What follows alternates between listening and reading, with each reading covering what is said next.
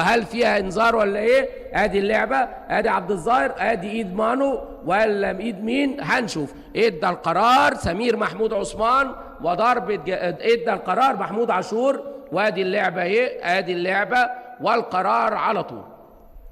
محمود عاشور ادى القرار، في هنا السماعه مع المساعد بتاعه، هل هو اللي واخد القرار؟ هل المساعد معاه؟ لكن هنا بلا شك ادي اللعبه الاولانيه دي مانو، هنشوف ما فيهاش حاجه، لكن يبقى اللعبه الثانيه مع ابراهيم يحيى. ضربه جزاء للنادي الاهلي، وليد سليمان وعبد منصف، لكن ما فيش اعتراض، دليل ان فيها لعبه. وليد جول، وليد سليمان، والهدف الثاني للنادي الاهلي في الدقيقه 15. وليد سليمان في الدقيقه 15 يجعل الاهلي متقدم 2-0. ضربة جزاء وليد سليمان حاططها بمهارة عالية، والهدف الثاني للنادي الأهلي وليد سليمان. ادي اللعبة، وليد حطها على شمال على يمين منصف اللي اترمى في الناحية الشمال، وهدف ثاني للنادي الأهلي.